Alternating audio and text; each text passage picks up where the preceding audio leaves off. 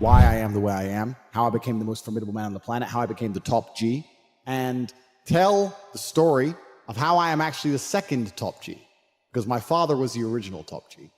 And I've lived in his footsteps and done my best to make him proud, and I still do that to this day. I discussed on the Patrick Bet David podcast that I live in a way that is true to my heart and true to my last name. And even when nobody is around, I do not sell my soul. That is why I have not sold my soul. I have not sold my soul to the Matrix. I do not say what they want me to say. I say what I truly believe, and I say what I think is good for the world. I don't sell crypto scams. I'm not trying to pump and dump on anybody. I'm truly living out here with a pure heart, and people who know Tate and know the Tate brand and believe in me are only going to benefit. The number one goal I have is for all of my fans to live fantastic lives. I want you to be strong. I want you to have a woman who loves you. I want you to be happy. I want you to live a fantastic life. I want you to be rich. And I want you to say, I'm a Tate fan. I listen to Tate. This is how I got here. If you listen to the other people on the internet, they're not going to give you those things. I want my fans to be winning. So you have a choice. You can either be a Tate fan and be winning, or you can be a fan of the Matrix and be depressed and sad like everybody else. And one more thing I want to make very clear to the world. I got asked recently, someone come up to me on the street and they said, why are you doing this? You have money. You can just disappear girls, drive supercars, go on yachts. It's midnight here. I just jumped on a jet back. I've got shit to do. Why am I, with all my money and time, taking time out of my life to try and help other people and teach other people? And it's a good question, and I understand why he asked it, because a lot of people in my position would just vanish. They don't want to make enemies. They don't want to upset the Matrix. They want to keep their Instagram accounts. They want to keep girls and all that dumb shit. But I've always had an enemy. In my entire life, I was always fighting against something. Whether it was an opponent or even being broke, I was fighting against being poor. I've always lived life waking up every day feeling like I had an enemy at the gate. And that's the only way I feel comfortable. And now the new enemy is the Matrix and the New World Order. And it is my imperative to just speak the truth and do my best to make God happy with me and my ancestors happy with me, including my father, by standing up for what I believe is truly right. And that's why I do the things I do. All of you at home know this. Perhaps I'm on the front line and I'm taking the most flack, and it may look like I'm the guy who's going through the most crap right now. That's fine. But we are all in this battle together. You are either in this battle against the Matrix, because once you have your life together, once you're truly happy and you're truly strong and your finances are strong and you think for yourself, once you resist the slave mind, you're automatically against the Matrix. So your choices are either to resist the slave mind and join the battle as the resistance, like you people are, or accept the slave mind. But then the battle is different. The battle isn't against the Matrix anymore. Then the battle is against yourself. You're fighting against your own weight. You're fighting with your wife who doesn't love you anymore. You're fighting with your own depression. You're going to have to fight. You either fight against yourself and your unhappiness because you have caved to the Matrix and its programming, or you resist the slave mind and enjoy the resistance. This fight is not going anywhere for anybody. It is here to stay, and it's going to stay for the entirety of our lives, and you need to make a choice. The reason I am fighting is because I don't want the other side. I refuse to say things I don't believe. I refuse to cower and cuck and let my mind be poisoned. I refuse. Now, yes, I'm charging first in front of my army into battle. Yes, I'm going to take a lot of flack to do that, but I don't see any other choice. And that's why I'm here and I'm doing these things. So we're going to talk about my father and the origins. One of the reasons I want to do this also is I mention him a lot, but I love the idea of one day, perhaps in 50 years from now, one of my sons doing a stream about me, telling the things I used to say and how I had an impact on the world. Think about how the world is going to be in 50 years when they say, remember when Top G first came and he's the reason I got rich and he's the reason I went to the gym, and they tried to ban him, but they couldn't. The story of Top G and the story of me is going to be a long and very, very interesting one. We're at the very beginning. We're at stage 1 of a 3-stage plan. But I want to explain to you how I became Top G and where I learned the things I learned. So we're going to start at the absolute beginning. So I have the same name as my father. My name is Emory Andrew Tate. My father was Emory Andrew Tate also. I'm named after him, and I was built to live in his image. I understood a lot of basic tenets and a lot of basic things about the world for a very long time. I understood that physicality is important. It's the bottom line. It's the final decider. It's actually kind of interesting that a lot of these tech guys and tech people they pretend physicality doesn't matter and they make all this money and they own Facebook and Amazon and whatever. But eventually they end up doing MMA like Zuckerberg or taking testosterone replacement like Jeff Bezos. It gets to a point where you finally must accept the reality that your physicality and your mentality as a man are linked, and you cannot be happy and strong in your mind if you are weak in your body. You need to have a strong body to have a strong mind as a man. There's no way to escape it. And that's one of the reasons why I preach so much about training, learning to fight, get in the gym, get bigger, get stronger. You will fix your mind if you fix your body. You should be as strong as you possibly can. So I always understood these intimately from a very young age. I knew that it's not either or. You don't have to only have strength or only have mental capability. You can certainly have both. And that's the world I've enjoyed, and that's how I've managed to conquer the entire planet with relative ease, I may add, because I am a warrior and a scholar, and most people barely can pull off being one. Yeah, I do believe I had the best father on the planet. A lot of the things I regurgitate are regurgitated from him. A lot of the things I say, he literally said to me line for line. I believe that he was very morbid in his approach to life, and he wanted me to understand that he will not be here forever. And he wanted me to understand that when he is gone, I had a duty to fulfill. He talked about dying a lot, which I guess is kind of unusual, but he would, even though he was relatively young. He died when he was 58. But he was a chess professional. He was a professional chess player. He was one of the best chess players in the world. And what's most interesting about him is he almost predicted the future absolutely and utterly perfectly. He was talking about the Ukraine-Russia war back in 2013, and he was talking about how the gay people can't have children, so they're going to come for your children. Trust me, that's what they're going to do. The children are next. Like, he'd say all these things back like 10 or 11 years ago, and I'd be like, all right, you're a bit crazy, calm down. But I guess when you're a chess player, you see the future. And he raised me with absolute accountability, and he certainly raised me and Tristan to be, he understood what the world expects of men, and he raised us to be strong. And even when we were in jail, my mother would call, I'd speak to her on the phone, and she'd say, how are you doing? And I'd say, oh, don't worry. And she would say, yeah, Dad raised you for this. Like, we were always raised to be warriors. So I don't think I could have possibly ever had a better father. I'm going to miss him forever.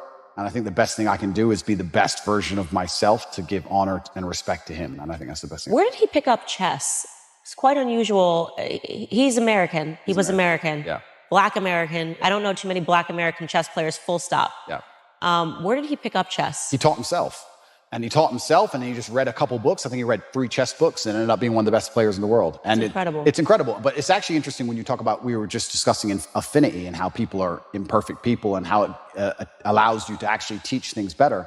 My father, towards the end of his chess career especially, made most of his money teaching chess in inner city schools because he's a big Black guy. Mm-hmm. So the children would be like, okay, I'll listen to this man. You're right? So it's amazing how affinity is real, and coming from a certain socioeconomic background is real. And, you know, we all talk about how ridiculous racism is, but also to a degree, pattern recognition is real. I look like him. I can be like him. These things are real.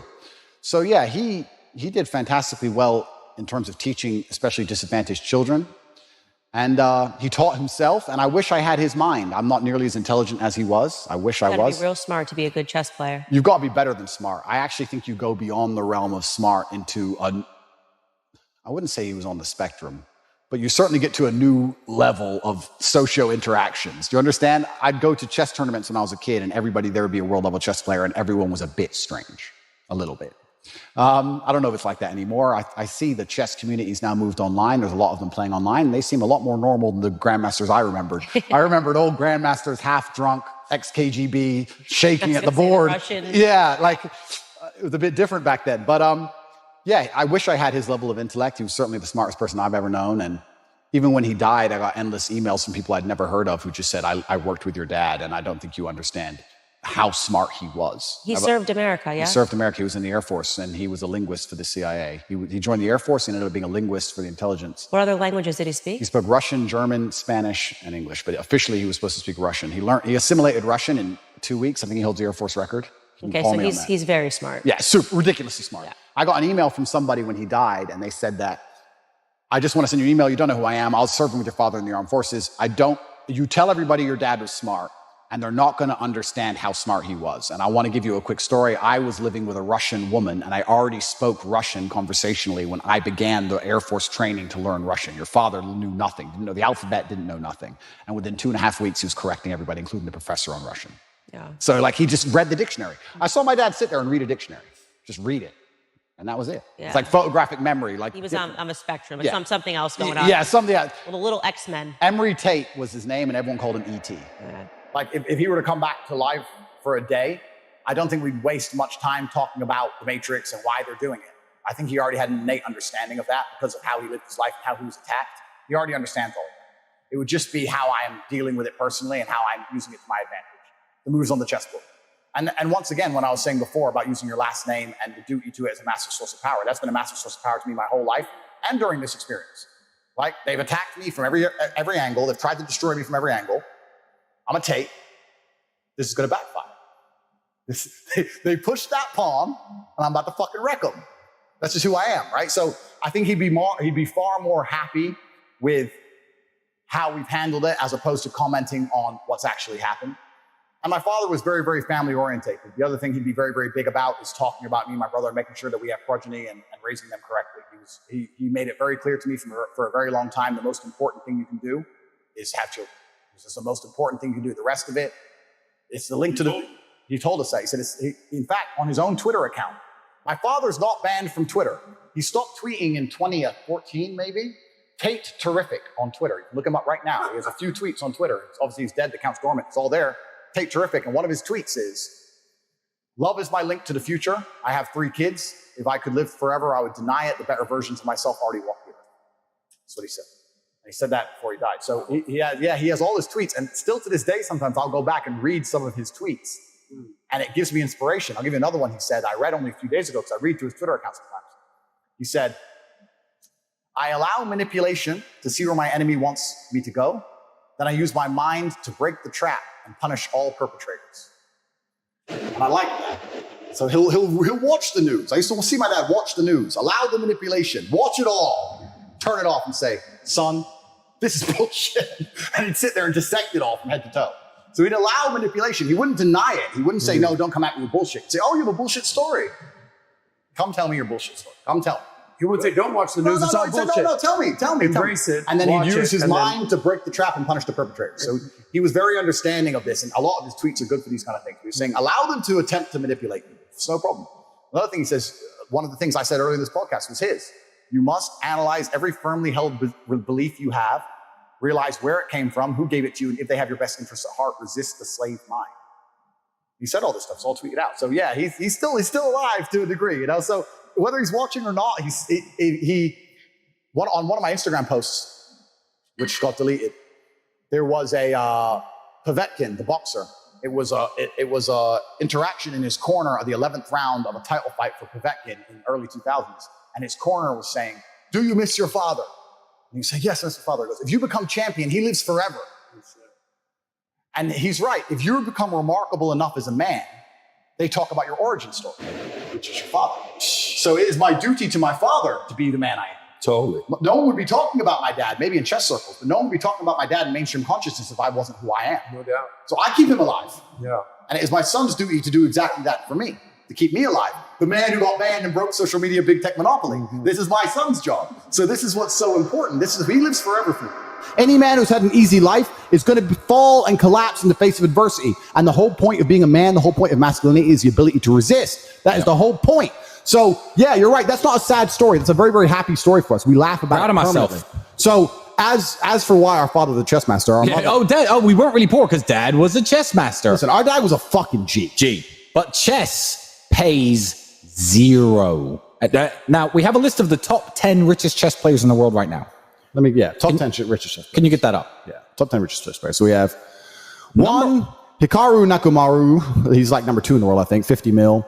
Fabiano Caruana, he played Carlsen last year in the World Champions, 13 mil. Carlsen, they said he has 8 mil. Kasparov, 5 mil.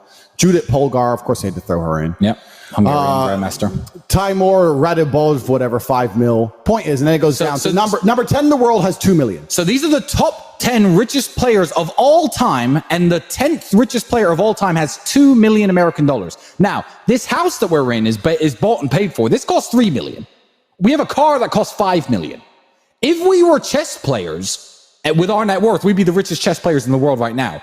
Our dad was the fucking man, and he taught us everything I needed to know about being a man, but he never had any fucking money. He wasn't even in the top 100 players. He never crossed into the top 100. Back in 1998, 1999, that was his heyday. He lived in a car for a lot of his life. There is no money in chess. There's very little glory in chess, which is sad because everyone loves fucking football and soccer and all these sports I don't respect. In chess, you have to be an intellectual titan to even come close to mastering that game. And dad was the man, but he never had a fucking penny. And you know what? This is one of the accusations that if you say it to my face, I'll straight knock you out. Because what you're doing is you're talking about my father's life. There's a book called Triple Exclam, written by Dr. Daim Shabazz. Look it up. It is a book, biography about the life of my father that was written just after he died. If you have any doubts about my upbringing, my dad's financial situation, you think I'm a trust fund kid, pick up that book, because a lot of it is about his financial struggles, and he never had a fucking penny. And if you say something about my father or his life or my life as a child that you don't know to my face, you're going to be served a knuckle sandwich. Don't talk shit about the dead. It's Fuck on that. Site. Yeah, it's on site. Don't talk ill of the dead. Now, you can say anything you want about my father if it's true. Saying he's a millionaire is to discredit the achievements of his sons, and if he were alive, he'd kick your ass, so I have to do it for him. Correct. We have to, for the bloodline, we got to whoop your ass because that's what he'd do. Dad, our mother and father got divorced. Dad stayed in America to play chess. We moved to Luton, England, lived in a council house, government housing. Homeless shelter first for 2 years. Homeless shelter along with all the Kosovans at the time. There was a Kosovan crisis. We were with the Kosovans. Then we moved into a council house. Mother was on the dole. She ended up getting a job as a dinner lady one time. That was it. We were raised on $300 a month. Our father was a professional chess player, driving from chess tournament to chess tournament in a Pontiac Sunbird. Sometimes he won, sometimes he lost. A lot of the time he slept in the car. Had a couple thousand here maybe, but then he had to play chess with it for the next 3 or 4 months, driving across America from California to New York in a busted up Pontiac Sunbird, playing chess and winning games. I've been with my dad when he would go to the park with no food, no money for food, and go to the park and have to hustle the chess park players for fucking $50. And he'd do it. Because he was a G. And he was not afraid of shit. And I put lots of stories on my channel, Tate Speaks, about him and how the time he got jumped in Detroit and the way he spoke and how hard he was and how he was a genius and hard to kill, etc. Very much like myself. But he never had any fucking money. No money. Because he wasn't interested in money. He wanted to play chess. As long as he had gas and food, that's all he cared about. He was a nomadic warrior, Spartan, old school. So the idea that we come from money, absolute and utter fallacy. It's offensive. Okay. He was tough on you. He was certainly tough on me, and I can't express enough how grateful I am for that. We live in a world now where I'm going to say that my dad hit me when I made a mistake, and everyone's going to lose their minds. And they're going to pretend I was somehow abused and that somehow my childhood was terrible. And I could not if he was come down to earth today, I would shake his hand and say, thank you for absolutely everything you gave me, including discipline, including understanding that in the harsh realities of the real world, there is a line. And if you cross that line, violence appears. That's the unfortunate reality of earth. There's a line. And if you cross it, violence will appear, either from a cop or from a guy on the street or from someone you don't like, or even a friend will turn on you, whatever. There's a line that shouldn't be crossed. And I learned that from a very young age, and I'm very thankful for that. I'm not sitting here saying the kids should be abused. There's a difference between abuse and discipline, of course. Everyone with a brain understands that. But he was extremely tough on me. And if I could change anything about my childhood, I'd only wish he was tougher. Because life's tough. Life's hard. And I think that the best thing you can possibly do as a man is prepare for the endless difficulty that's going to come your way. There's no way out as a man. You're either going to have a very difficult life to become somebody important, or you're going to suffer the difficulty of being invisible. What do you want to do? You want to be invisible and just hide and work in Starbucks and never have a girlfriend who truly loves you and nobody care if you live or die? Or do you want to go out there and be top G and be the most famous man in the world and have government agencies trying to lock you up for no reason, putting you in a dungeon? You have to make a choice. It's going to be difficult either way. So I think if you have a son and you're not preparing him for absolute difficulty, you're doing him a disservice. I think that's what has to happen as a man. And I've said this many times before, but I'm going to say it again. I don't think many people understand exactly how competitive the masculine world is. Men are constantly in competition with each other. We always have been. We used to go to war and fight and kill each other. I guess in some places we still do.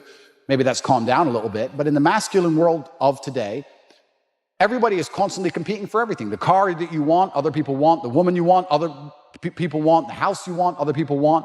You're competing to have all of it. And how do you do that? You do that through status and money and influence and power. It's war. I don't think many women realize that when two men even meet each other for the first time, it's like an unspoken, maybe tiny bit at the back of the mind, there's a tiny analysis of, could I fight this man? Yes. That's real. It's super real. You go up and say, hello. He's more than a one-punch issue. That's it. Oh, he's one punch. He's one punch. He's 3 or 4. That's the reality of the masculine world because we've evolved, if you believe in evolution, but my views are mixed, but we've evolved to be in this position where we're constantly analyzing possible threats and we're constantly analyzing people who perhaps are on our team or snakes, etc. And I think that not many people understand exactly how brutally competitive the masculine world is. And I think the worst thing you can do for a son is just to raise him in a bubble.